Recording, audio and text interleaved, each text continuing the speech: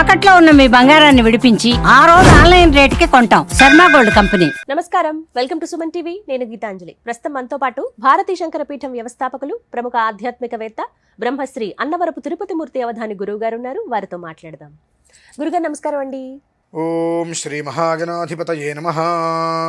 జ్యేష్ఠ పౌర్ణమి అయితే చిన్న సందేహం అండి. ముందు తారీఖుల్లో జూన్ 10వ తారీఖా లేకపోతే 11వ తారీఖా పౌర్ణమి అనేది ఒక సందిగ్ధత ఏర్పడింది. 2 రోజులు ఉందమ్మా. 11 ప్రధానం. అవునా? ఓకే, 11 ప్రధానం. రాత్రి గల పౌర్ణమి 10వ తారీఖు వచ్చింది.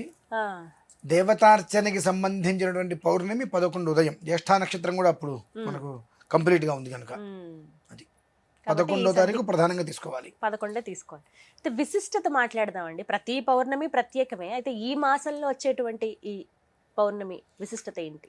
ఇప్పుడు మీరు అన్నారు చూసారా, ప్రతి మాసం విశిష్టమే అన్నారు. అవును, ప్రతి మాసం విశిష్టమైనప్పుడు ఈ మాసానికి కూడా ఏదో ఒక విశిష్టం ఉండే ఉంటుంది మళ్ళీ. అది కూడా అవును. విశిష్టం అనుకోవడం కన్నా మనం ఒక వీడియో చేసుకున్నామమ్మా. జ్యేష్ఠ మాసం అనేటువంటిది ఎలా ఉంటుంది, ఏ విధానాన్ని అనుసరించి ఉంటుంది అనేటువంటి విషయం మనం ఒకటి చేసుకున్నాము. జ్యేష్ఠో పితృ సమాన అనేటువంటిది కూడా ఒకటి ఉన్నది. అంటే పితృదేవతలను ఆరాధించాలి అనుకున్నా, పితృదోషాలు ఎక్కువగా ఉన్నాయి అని అనుకున్నా, జ్యేష్ఠ మాసం చాలా విశేషంగా దోహదపడుతుంది. అటువంటి దోషాల నుంచే మనిషిని పూర్తిగా బయటికి తీసుకురావడానికి అని చెప్పి మనం ఒకటి అనుకోవడం జరిగింది. పూర్వం చెప్పుకున్నాం. ప్రథమ పక్షం, ద్వితీయ పక్షం, 2 విధానాలు. ఈ పితృదోష ప్రయుక్తం అనేటువంటిది ద్వితీయ పక్షంలో ఇంకా విశేషంగా ఉపయోగపడుతుంది. ఈ పౌర్ణమి అనేటువంటిది ఈ జ్యేష్ఠ నక్షత్రంతో కూడి ఉన్న కారణం చేత అనురాధ జ్యేష్ఠాంచం వృశ్చికం. అంటే ఈ వృశ్చిక రాశి వారికి మాత్రం అతి జాగ్రత్తగా సమయాన్ని ఏమాత్రము కూడా వృధా చేసుకోకుండా వణిగింద్ర హోమం అని ఉంటుందమ్మా. వణిగింద్ర హోమం అంటే గురుగారు, ఆ వణిగింద్ర హోమం అనేటువంటిది ఇది లేదు అనేటువంటిది మాట మన దగ్గర ఉండదు. ఒక మామూలుగా కూడా ఎవరైనా ఒక వ్యాపారం మొదలు పెడుతున్నారు అని అంటే ఆ వ్యాపారం వాళ్ళు దేనికి అది ఇనుమ, ప్లాస్టిక్, సింథటిక్ ఏదైనా విషయం సెకండరీ. ఏవైతే ఉన్నాయో అన్నిట్లనీ కూడా కాస్త ఒక మంత్రంతో స్పృశించాలి. అన్ని తలా ఒక ఇంతింత ముక్క తీసుకొచ్చి అగ్నిహోత్రం లోపల దానికి ఆహుతిగా వెయ్యాలి. అన్ని ఏ పదార్థం వాళ్ళు అమ్ముతున్నారో దానికి సంబంధించింది. ఇది ఎక్కువగా సినిమా ఇండస్ట్రీస్ వాళ్ళు చేస్తూ ఉంటారమ్మా దాదాపుగా. ఒకప్పుడు చాలా మందికి చేయించున్నాం కాబట్టి కంటిన్యూగా ఎక్కువగా చేస్తారు. వాళ్ళే చేస్తారంటే పేరు పడిపోయింది వాళ్ళకే అన్నట్టుగా. వణిగింద్ర హోమము అని అంటే జీవితంలో ఇది మనకు లేదు అనేటువంటి మాట లేకుండా మంచి స్థితిలో కూర్చోబెట్టేటువంటి వణిగింద్ర హోమం. దానికి జ్యేష్ఠ మాసం విశేషం. జ్యేష్ఠ పౌర్ణమి అంతకన్నా విశేషం. జ్యేష్ఠ పౌర్ణమి ఎంతకన్నా విశేషం. ఎందువల్లంటే ఆ రోజు మనకు జ్యేష్ఠ నక్షత్రం కూడా ప్రమాణంతో కూడి ఉన్నది కనుక జ్యేష్ఠ నక్షత్రం చాలా విశేషం. అనంతరం మరి ఒక రోజు ఏదైనా ఉన్నది అంటే అమావాస్య, జ్యేష్ఠ అమావాస్య చాలా అద్వితీయమైనటువంటి ఫలితాన్ని ఇస్తుంది. పౌర్ణమి రోజు లేదా అమావాస్య రోజు నాడు కనుక ఈ వణిగింద్ర హోమాన్ని చేసుకుంటే అమావాస్య అనగానే చిన్న చీకటి, అటువంటి చీకట్లతో సహితాన్ని కూడా పూర్తిగా వెన్నెలగా మార్చేటువంటిదే వణిగింద్ర హోమం. అంత విశేషమైంది. కాబట్టి ప్రతి ఒక్కరూ వారి ఇంట్లో కానీ, దేవాలయంలో కానీ, వ్యాపార స్థలంలో కానీ ఆ రోజునాడు ఈ యొక్క వణిగింద్ర హోమం అనేటువంటిది చాలా విశేషమండి. ఒకవేళ ఆ హోమం అనేటువంటిది కష్టసాధ్యమైంది అనుకుంటే ఆ వణిగీంద్ర సూక్తంతో, అది ఋగ్వేదం అది, వణిగేంద్ర సూక్తంతో ఈశ్వరాభిషేకం ఎప్పుడు చేయాలి, ఎక్కడ చేయాలి? ఉదయం 8:30 కల్లా అయిపోవాలమ్మా. 8:30కే అయిపోవాలంటారు. 11వ తారీఖు ఉదయం 8:30 కల్లా కంప్లీట్ అయిపోవాలి. సుమారుగా రుద్రాభిషేకం అంటే ఒక 2.5 గంటల పైన పడుతుంది. కాబట్టి సూర్యోదయానికి మొదలు పెట్టుకుని 8:30 కల్లా దాన్ని పూర్తి చేసుకోగలిగితే నిజంగా అదృష్టవంతులే. అంటే ఇంద్ర పదవికి మూలం అని చెప్పవచ్చమ్మా. ఆ వణిగేంద్ర ప్రాయశ్చిత్త సూక్తం అంటారు, వణిగేంద్ర సూక్తము అంటారు. అది వినటము, అభిషేకం చేయటము, హోమము చేయటము 3 విధానాలు. అభిషేకం చేసేటువంటి ఓపిక కూడా లేకపోతే వినటం ఒక విధానం. లేదు కనీసం నేను అభిషేకమైనా చేసుకుంటాను అనేటువంటి స్థితిలో అభిషేకం చేసుకునే విధానం 2.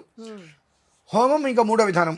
ఇప్పుడు సమయం అనేటువంటిది తక్కువగా ఉంటుంది కనుక దానికి ద్రవ్యాలు కూడా దొరకడం కష్టమమ్మా. చాలా ద్రవ్యాలు అవి దొరకడమే కష్టం ముందు. కనుక హోమం అమావాస్య రోజు నాడు పెట్టుకునే ప్రయత్నం చేసుకొని అభిషేకం మాత్రం వారి ఇంట్లో ఎవరన్నా పంతులు గారు పిలిపించడము, ఏదన్నా పీఠమో, ఏదన్నా ఆశ్రమం, ఏదన్నా ఆలయమో చేస్తున్నప్పుడు అక్కడికి వెళ్ళి ఆ వనిగేంద్ర సూక్తంతో అభిషేకం చేసుకునేటువంటి ప్రక్రియ చేసుకోగలిగితే, దేంతో చేయాలి అని అంటే కేవలము కూడా సుగంధ పరిమళ ద్రవ్యములు, అంటే సుగంధ పరిమళ ద్రవ్యంతో తైలం తీస్తారమ్మా. ఈ జాజికాయ, జాపత్రి ఇటువంటి వీటి అన్ని లవంగ తైలం, ఇలాచీ తైలం అని ఉంటాయి, తైలాలు తీస్తారు, వాటితో అభిషేకం చేయాలి. ఎందుకంటే విశ్వామిత్రుడు మనకు త్రిశంకు స్వర్గాన్ని స్థాపించాడని తెలుసు. ఇటువంటి రోజునాడు మనం చెయ్యవలసిన విధానంగా అసలు చేయకపోతే నష్టం లేదు, చెయ్యవలసిన విధానాన్ని కాకుండా ఏదో ఒకటి చేద్దాం అనుకుంటే మనకు కూడా ఆ త్రిశంకు స్వర్గం వస్తుంది. స్వర్గాధిపత్యం అనేటువంటిది నీ ఇంట్లో కూడా నువ్వు దేవేంద్రుడి వలె నువ్వు ఉన్న ప్రదేశం ఏదైతే ఉంటుందో, ఉద్యోగం కావచ్చు, వ్యాపారం కావచ్చు, ఏదైనా సరే నువ్వు ఉన్నటువంటి ప్రదేశంలో నువ్వు ఇంద్రుని వల్లే రాజులాగా నీ మాటకు ఎదురు లేకుండా వెళ్ళాలి. దానికి ఆ కొన్ని తైలాలతో అభిషేకం కనుక చేసుకోగలిగితే ఇంద్రమిద్గాధినో బృహదింద్ర మర్కేభిరర్కిన ఇంద్రం వాణీరనూషథ, నీ మాటకి తిరుగుండదు. ఒక మాట మాట్లాడాము అంటే అది ఆజ్ఞే, ఎందుకు అనేటువంటి ఎదురు ప్రశ్నే లేకుండా చెప్పింది చెప్పినట్టుగా, అడిగింది అడిగినట్టుగా, జరగవలసింది జరగాల్సిన రీతిలో జరిగేటువంటి రీతే ఈ వనిగేంద్ర సూక్తానికి ఉంటుందమ్మా. ఆ వనిగేంద్ర సూక్తంతో రుద్ర సంపుటి చేసుకొని లవంగాధిపతి లవంగాల తైలము, ఇలాచీ తైలం, ఈ వీటితో సుగంధ తైలాలు ఉంటాయి, కాస్త ఖరీదు ఎక్కువ ఉంటుంది. ఆ తైలాలతో అభిషేకం చేసుకున్న తర్వాత ఆ తైలాన్ని భస్మంలాగా, అదే భస్మంతో కూడా చేస్తారు కదా, రెండిట్లని కలిపి బొట్టులాగా రోజు పెట్టుకోవడం అనేటువంటిది ఒక ఇంద్ర పదవి అనుకుని భూమి మీద అంత విశేషమైంది. రేపు జ్యేష్ఠ పౌర్ణమి అభిషేకానికి 1000 రెట్లు ఉపయుక్తంగా ఉంటుంది. ఇక అక్కడి నుంచి ఇంకా 15 రోజుల పాటు సమయం ఉంది కనుక ఆ 15 రోజుల సమయాన్ని జాగ్రత్తగా కనుక మీరు చేసుకొని దీనికి కావాల్సిన ద్రవ్యాలన్నీ కూడా సమకూర్చుకోగలిగితే హోమం చేసుకోవచ్చు.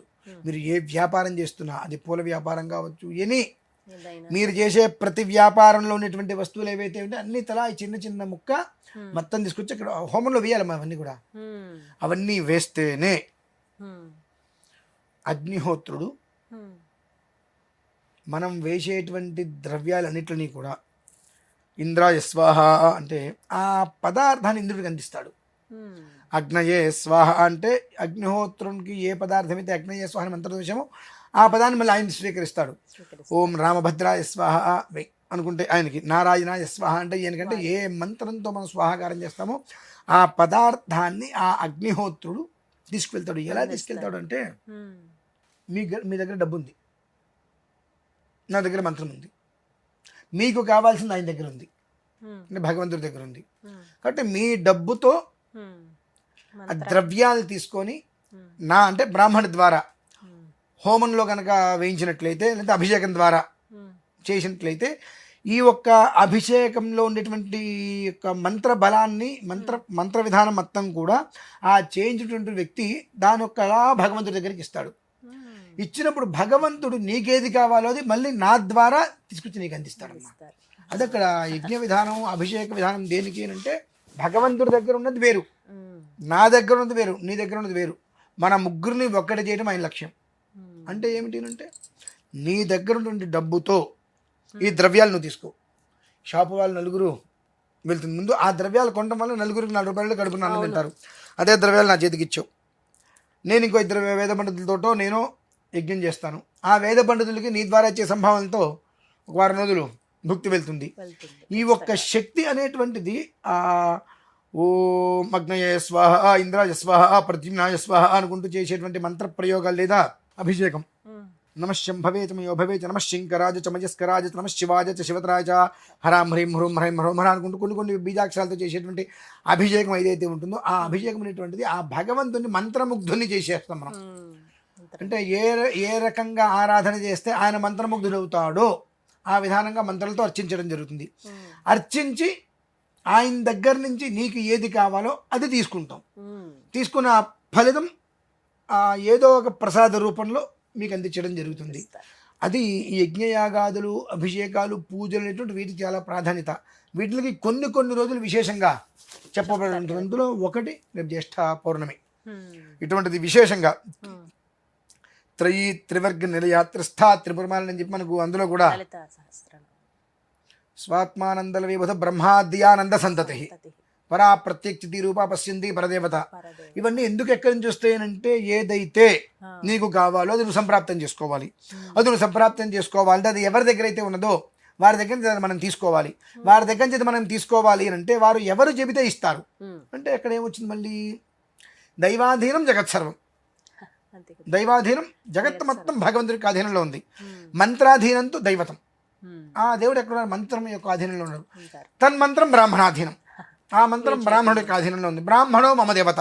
అంటే ఆ మంత్రం నా దగ్గర ఉన్నది అని చెప్పుకునేవాడు మనకు అవసరం లేదండి.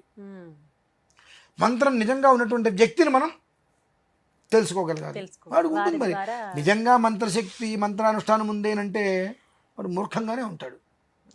ఎందువల్లంటే వాడికి ఆ మంత్రశక్తి ధారాదత్తం చేయడం ఇష్టం ఉండదు. ధారాదత్తం చేయాలని అవతల వ్యక్తికి ఒక అర్హత ఉండాలి. ఆ అర్హతలు ఎందే వీడు ధారాదత్తం చేయదు కాబట్టి కాస్త మూర్ఖంగానే ఎలా అవతలకి నాకు కుదరదు అలానే కాస్త ముక్కుసూటిగా ఉండటమో కావాలని మాట్లాడటమో ఉంటాయి. అటువంటి వ్యక్తిని మనం గమనించుకోవాలి. అలా తెలుసుకుని వారి ద్వారా మనం నిర్వర్తించుకుంటే 10 రోజుల్లో రావాల్సింది 3 రోజుల్లో వస్తుందమ్మా. ఫలితం అయితే ఖచ్చితంగా చూస్తాం, వెంటనే వస్తుంది. దానికి చాలా విశేషమైంది. రేపు 11వ తారీఖు పౌర్ణమి 8:30 లోపు పూర్తి చేసుకోగలిగితే అదృష్టం వరిస్తుందమ్మా. చాలా చక్కటి పరిహారం ఇది. అంతే. ధన్యవాదాలు గురుగారు. పరమేశ్వర.